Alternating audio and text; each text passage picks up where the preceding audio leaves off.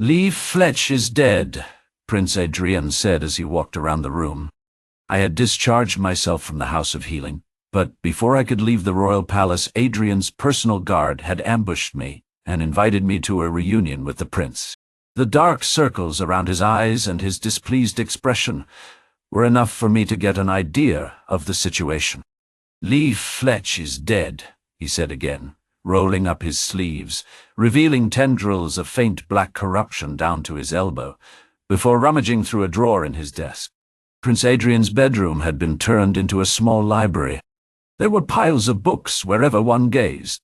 Even his desk was covered in rolls of parchment and loose sheets. Considering the titles of the books, he had been digging into the story of Runeweavers and the research of system scholars. Our connection to the purple potions was gone. "When?" I asked. "We found him the day after the explosion." "So, he was one of them." "What are you talking about? And didn't I tell you to wait?" "Yes." The prince looked at me like he wanted to slap me. I started telling him about the night of the explosion before he could act on his desires. The red crystals stored at the Zealot cloister, the red shrine, the ritual, and the corruption coming out from the cultists' bodies. Prince Adrien listened in silence, nodding from time to time. Despite the multiple sheets of paper on his desk, he didn't take a single note. It was better that way. Some things were better not to be recorded. Leaf Fletch moved to the east ward from the cloister, retrieved the red shrine at the ruins of the Red Hawk Trading Company, and protected the ritual with a skill set that countered yours, Prince Adrien said, putting the puzzle together. "Then they blew the thing up before you could get your hands on it. But you were found far from the center of the explosion, weren't you?" I nodded. "The sound bandit might have carried me away." "The sound bandit isn't real. A person in a mask that uses sound to throw people off balance might have dragged me away from ground zero. There is no such skill recorded anywhere, you know that. Right?" Prince Adrien said. "I felt it firsthand, twice," I replied. "There is a good chance he was a zealot as well." Prince Adrien finally found what he was searching for inside the drawer, a liquor bottle.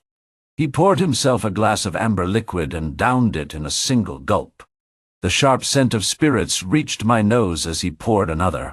"Rebels, corrupted potions, red crystals," the prince muttered to himself. "I presume you know something about the red crystals, Runeweaver."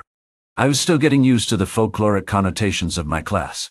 Prince Adrien credited me with more knowledge than I truly possessed. "I'm sure your myths and legends grossly overstated the importance of Runeweavers across history, but I have seen something similar before," I replied, wondering how much more I could tell Prince Adrien. Zealots hadn't come at me yet, so that was a good sign. Prince Adrien lowered the glass before it could touch his lips. "Start speaking, damn it!" Less than a week of travel west of Farcrest, there was a walled orc city called Umulo. I stayed there during the Lix monster surge while I was fleeing from Serjanus. The thing about Umulo is that the city resisted the monster surge thanks to the Grey Fangs, elite warriors with magical powers, I said. Prince Adrien sat down. "If I recall my lessons correctly, Barland orcs don't use the system," he pointed out. "That's normally correct. They don't, but they still used powers which vastly surpassed those of a non-system user," I continued. "They wanted Wolf to join them, so of course I did some digging." Prince Adrien rolled his eyes. "They used a system shrine to perform a ritual to strengthen the Grey Fangs. They forced captive orcs into the warrior's rage. Their bodies released huge amounts of magic, getting corrupted in the process, but that magic was transferred into the Grey Fangs. I think something similar was happening with the red crystal. The cultists seemed to be recharging the crystal itself. And Prince Adrien closed his eyes deep in thought. "What do we make of it?" he finally asked. I doubted for a moment. "There is a common factor between Umulo and Cadria. Someone who knows about the system even more than I do," I said, wondering if I was going to regret telling Prince Adrien later. "Samuel Byrne." It took him a moment to process the name. The Grand Archivist of the Arcane Circle. Yes, I said. He's my countryman, and he is also a Runeweaver. The glass shattered against the ground. When were you planning to tell me this? Nash. Oh. Nishri. A mask of anger had replaced Prince Adrien's tired expression. When it became necessary. It now has, I replied. Byrne fell from grace with the system because he disagreed with its methods. Pretty much like you, scholar, Prince Adrien pointed out. He rubbed his eyes and clenched his fists repeatedly, trying to control his fury. Now there are two of you. I might as well ask him for his opinion on the matter. How does he plan to save the kingdom? Prince Adrien wasn't having a conversation anymore. He was demanding answers. Byrne's solution is to steal Cadria and hide it elsewhere until the corruption cycle finishes, I simply said. This time, my words seemed to bounce against Prince Adrien's skull. How? He asked, but stopped before he could finish the sentence. A teleportation circle? I nodded. That's impossible, he said. I think he can. I've seen his blueprints, and it is technically possible. Don't panic yet. I have him under surveillance.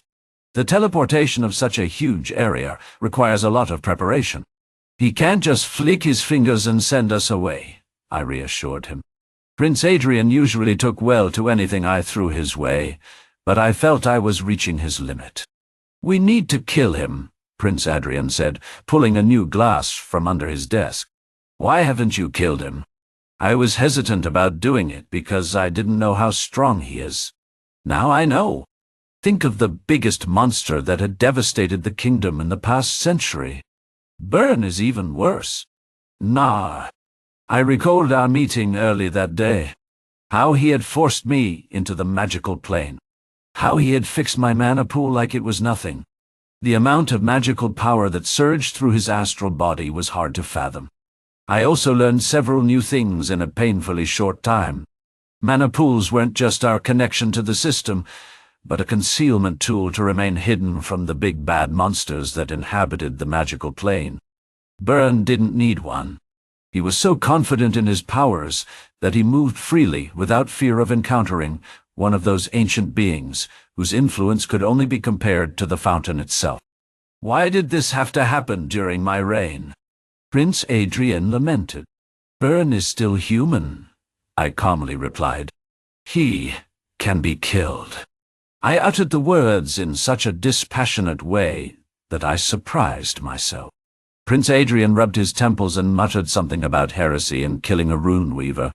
Are you certain he's involved with the red crystals? He asked. No, I'm not. But I don't want to wait to see the aftermath if I'm right, I shrugged. I'm sure you understand the feeling. Prince Adrien nodded slowly. I can ask Vedras for a concoction. No, Dottie. Byrne might be able to detect it better than a sniffer, or even counter the poison's effect, and that's if he even got around to drinking it. He has to die before he realizes he's been attacked, I replied. Please contact the Grand Archivist of the Artisan's Circle and make him sign every single secrecy hex you can. I wasn't sure how much control Byrne had over the system, if he had any. But it would be better if we did everything we could to conceal our movements. Grand Archivist Jaya? Why? Prince Adrien asked. We are not going to kill Byrne with magic, but with physics, I replied, grabbing a piece of paper and using chalk magical ink to draw a blueprint of the parts I needed. Ha-sha. Right after my reunion with the prince, I left the royal palace and took a carriage to the East Ward. I was worried about Ren. After the explosion, security must have been tighter than ever. However, Prince Adrien must be a public relations specialist because things had changed since my last visit. People were back on the streets, and the presence of the city guard had been diminished considerably. Town criers shouted with magically amplified voices from every corner with well-rehearsed speeches about unity and peace, and the new reign of Prince Adrien. The city guards had changed their halberds to shovels, and were helping with the cleaning of the rubble. Members of the Royal Army managed camps and soup kitchens around the disaster area. Still, among the soldiers and helpers, I recognized individuals who were clearly there to spy and sniff. The destruction was greater than I expected. The explosion had devastated a whole block and damaged the surrounding buildings with a rain of rubble and debris. The subsequent fire destroyed an even greater area. Considering how big the ring of destruction around the epicenter was, the death toll was rather low. I dismissed the carriage shortly after crossing the inner gate and continued on foot to the spot where the ritual had taken place. The place where the warehouse was had been turned into an esplanade. The area had been flattened out by the explosion, save for a few small piles of debris. Any trace of the ritual or the cultists was gone. No matter how much I examined the place, not even dust remained from the red crystal. I scratched my ear. The tinnitus was still there. I couldn't tell if it was getting better or worse, and it was making me feel uneasy. Closing my eyes, I entered the meditation state and examined my mana pool. The runes on the walls were just as I remembered them. Byrne hadn't bugged or modified them as far as I could tell. "Did you see that?" I asked. The system avatar didn't respond, but I checked for anything strange for the 10th time. I opened my eyes back to the material world. Past the corner, Fenwick, Cedranor, and Ginevra were shoveling rubble into a handcart. Fenwick and Cedranor were shirtless. Cedranor's shirt was tied around his waist, while Fenwick's was nowhere to be found. I hoped it wasn't stolen, but my hopes were low given how skillful Killer's band was. The classroom overlord showed me that Cedranor and Ginevra had gotten a level up during the selection exam, which meant they had killed someone. I chastised myself for being too absorbed by Byrne and the anti-nobility movement to notice. Death was way more common in Ebros, and the two cadets were from a frontier town like Farcrest. They certainly were used to life and death situations. However, as a teacher, I had to make sure they were okay. Taking a life wasn't easy. Working hard? I greeted them. The three stopped shoveling and gave me a solemn greeting. For once, Fenwick had no clever remarks. The surroundings weren't the place for joking. "Rupp is shoveling over there. Why won't you go help her, Fenwick?" "Namita." The boy nodded and came down the pile of rubble they were working on. Cedranor and Ginevra exchanged a glance I couldn't decipher. As far as I knew, they had no detection skills such as awareness, but they seemed to understand there was an underlying reason to send Fenwick off. "How are you two doing?" I asked, sitting on a collapsed beam. Students seemed to believe that a standing teacher was a serious one. "Fine. It's hard work, but we can manage. It's not like we haven't shoveled before." "I'd be more worried about Uvain and Malka," Ginevra replied. "I was chosen by the system for brute work, it seems," Cedranor added, not entirely joking. "Berserker was an almost pure combat class after all. It was impossible to miss the stiffness in their words, but I attributed it to the fact that I was the teacher, and they were the students. "I'll cut to the chase," I said, trying to sound casual yet reliable. "I have a title called Classroom Overlord that allows me to see your class and level. I know you two got a level from the selection exam. I have an idea of what could have happened, so if it bothers you, I'm always open to talk about it." Trace you. Cedranor and Ginevra exchanged a look I could only interpret as relief. "It wasn't our first time," Ginevra finally said. "Trade is a complicated matter between the Vedras and Heron territories due to their border disputes. Bandits and smugglers use a scum as a safe way to smuggle. We have had our fair share of raids before coming here. I mean, it was the city guard or the army, and the city guard sounded a lot safer than going into the Farlands. That's it." I nodded. Surviving near the border wasn't a trivial matter. Cedranor and Ginevra had it similar to the kids at the orphanage. "Those weren't bandits during the selection exam, though," I pointed out. "They wanted to steal from us and our companions for their own benefit. They are no different from bandits," Cedranor pointed out. I wanted to say no, But Ebrosian Rob continued to grow on me. Second chances were dangerous.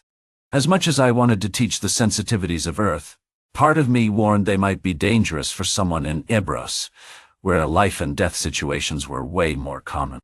I don't see anything reprehensible in wanting the best for you and your companions, I said, thinking of how much the lives of commoners could change after becoming Imperial Knights.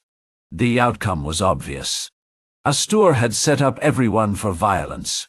Still, there was a moral to take from the situation.